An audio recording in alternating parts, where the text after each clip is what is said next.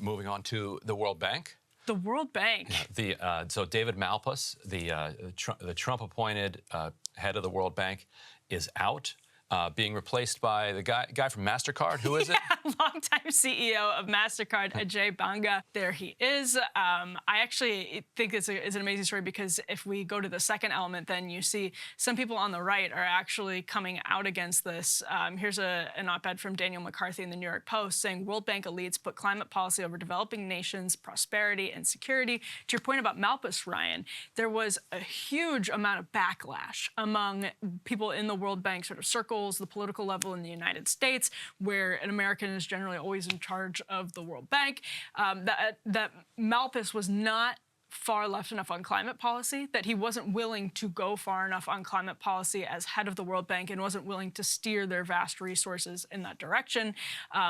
Banga is apparently going to be prepped for that. We can put the next element up because I think it's so hilarious. I went and looked at the website for his private equity firm. This is his bio. You can see his board affiliations there. He is a co-chair of the Partnership for Central America, which is Kamala Harris's nonsense root causes organization that's supposed to be addressing those, quote, root causes of our immigration crisis.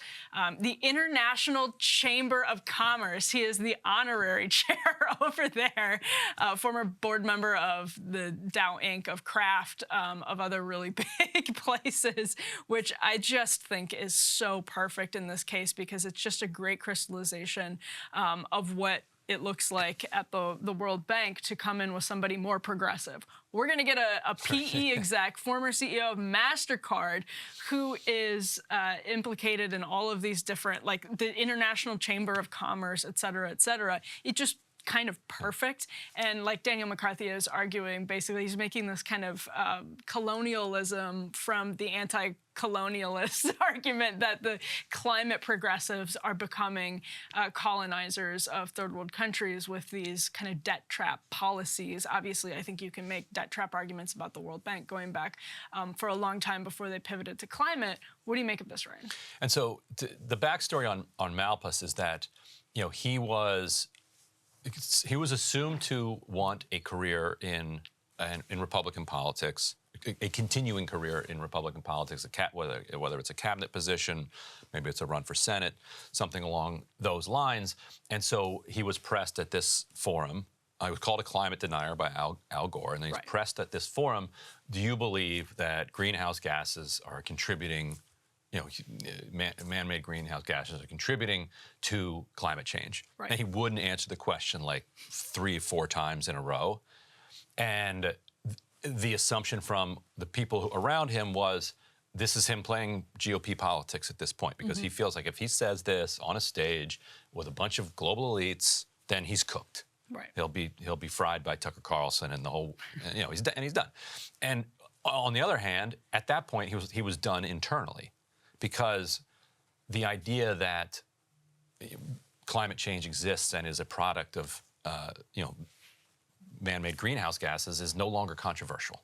And for him to not be able to say that, like, really freaked a lot of people out and made them really think about, like, what's this? Is this guy here for the World Bank, or is he here for some other resume-building purpose? And so, basically, the writing was on the wall, like at that point, that he was not long for the World Bank world. But you're right that it is fascinating that the World Bank, which can choose between, to be the most generous, choose between alleviating poverty and actually pursuing development, which throughout its history has gone hand in hand with, you know, corporate profits and has propped up a lot of corruption around the world, corruption that then kind of enriches and buttresses U.S. hegemony. But let's say it's actually about development and poverty alleviation. There's that, or climate change, because it's also the case that the world's poor are the ones that are going to be the ones who suffer the most from the effects of climate change. So you can't completely disentangle the pursuit of a climate agenda with the alleviation of poverty and the support for people around the world, because the number one cushion against climate change, the number one mitigation is wealth.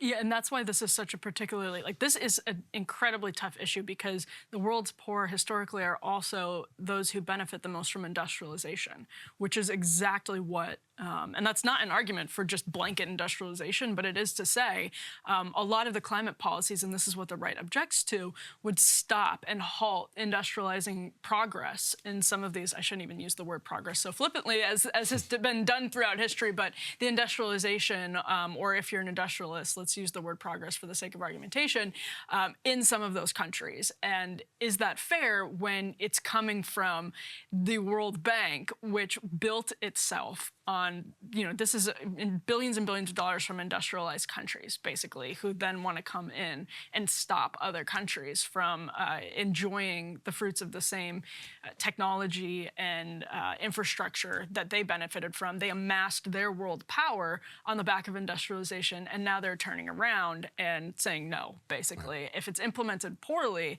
in the worst case scenario, it looks a lot like that. Now, that's not to say there isn't a best case scenario that should be strived for, but this is extremely, I'm surprised this hasn't gotten as much play in the media because the World Bank obviously is in charge of billions and billions of dollars of disbursements. This is their active portfolio as of 2021. I'm looking at about $97.6 billion to Africa, $57.5 billion to South Asia, East Asia and the Pacific, $37.5 billion, Latin America and the Caribbean also around $30 billion. So obviously, the new head of the World Bank is in charge of a ton, and just a ton of money, and I can see his leadership there becoming something of a lightning rod. Yeah, and it's true that the global poor are generally, the beneficiaries of development. As if you bring in more projects and you make accessibility to electricity easier, at the same time they also always bear the brunt of those projects, whether it was the massive coal plant in India that the World Bank's kind of ombudsman found had been in violation of all of their different compliance recommendations and destroyed fisheries, et cetera, or they built this hydroelectric dam, and I forget which Latin American country it was in, but basically already, and it's barely coming online, and already it's running out of water because they just completely botched the whole thing, destroyed an ecosystem, and they're not even going to get the electricity out of it. So, that it had been proposed that, well, maybe another option for the World Bank is just to shut down. And maybe we'll get there, and maybe that won't be such a bad thing. I started the block by saying it was interesting to see the McCarthy piece in the New York Post, but some segments of the right have been interested in this question about the World Bank for a long time, but it hasn't really gotten a lot of play. And I actually think that's about to change, especially to your point about Malpass being hesitant to weigh in on climate change. I really want to we're running a little long here, but I really want to run this clip of Ron Paul. I think this is from 2007, just laying into the Paul Wolfowitz era of the World Bank. Established and managed by a multitude of national governments, the World Bank promotes managed trade by which politically connected individuals and corporations enrich themselves at the expense of the poor and the middle class. Western governments tax their citizens to fund the World Bank, lend this money to corrupt third world dictators who abscond with the funds and then demand repayment, which is extracted through taxation from the poor third world citizens, rather than from the government officials who are responsible for the embezzlement. It is, in essence, a global transfer of wealth from the poor to the rich. So if the right wants to start talking about the problems of elites, if they want to start talking about Davos and the World Economic Forum and the World Bank seriously, you take a page out of Ron Paul's book here. Yeah, and I first got politicized during the era of anti-globalization, which was protesting the World Bank, IMF, WTO. So Ron Paul, no lies detected there. Hey guys, ready or not, 2024 is fully upon us now, and Sagar and I have been brainstorming ways that we can really up our game for this critical election. Yeah, we rely on our premium subs to expand our coverage, to add staff, to upgrade the studio. We just want to give you the best independent coverage of this election, which is possible. So if you can help us out, become a premium subscriber today, breakingpoints.com, or the link is down here in the description video. It really means the world to us, and if you like what we're all about, this is the best possible way to keep us 100% independent, working only for you.